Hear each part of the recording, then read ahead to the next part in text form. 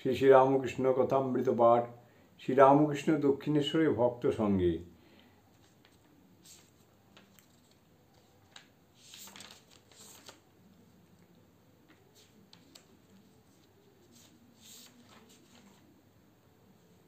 চতুস্ত্রিংশ পরিচ্ছেদ এবং এই অধ্যায়ের এটি শেষ পরিচ্ছেদ।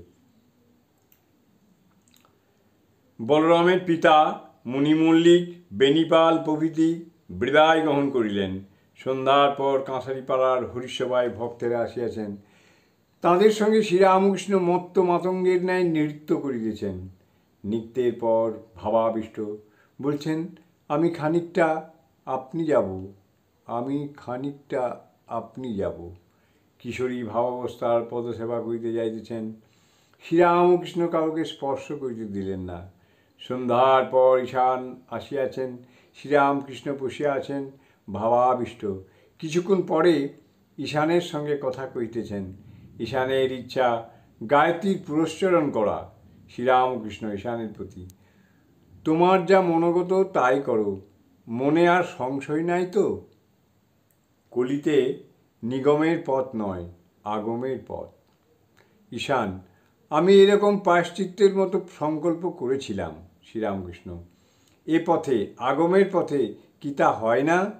যিনিই ব্রহ্ম তিনিই শক্তি, কালী। আমি কালী ব্রহ্ম জেনে মর্ম ধর্মাধর্ম সব ছেড়েছি। ঈশান, চণ্ডী স্তবে আছে ব্রহ্মই আদ্যাশক্তি, ব্রহ্ম শক্তি অভেদ। শ্রীরামকৃষ্ণ, এইটি মুখে বললে হয় না, ধারণা যখন হবে তখন ঠিক হবে।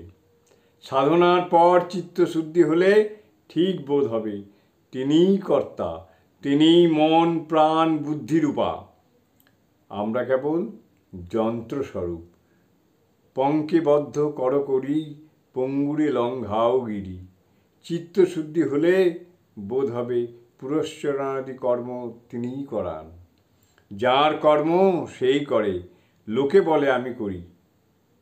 তাকে দর্শন হলে সব সংশয় মিটে যায়। তখন অনুকূল হাওয়া বয়।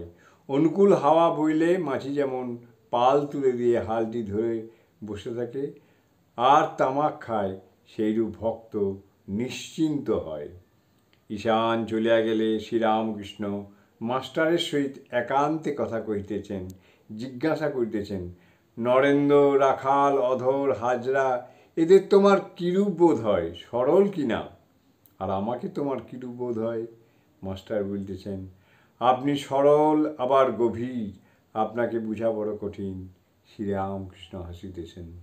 ওং স্থাপকায় চ ধর্মস্য সর্বধর্মস্বরূপিণে অবতার বরিষ্ঠায় রামকৃষ্ণায় তে নমঃ। ওং নমঃ শ্রী ভগবতে রামকৃষ্ণায় নমঃ। ওং নমো শ্রী ভগবতে রামকৃষ্ণায় নমঃ। ওং নমো শ্রী ভগবতে রামকৃষ্ণায় নমঃ। আজকে কথামৃত পাঠ এখানে সমাপ্ত করলাম। জয় ঠাকুর, জয় ঠাকুর।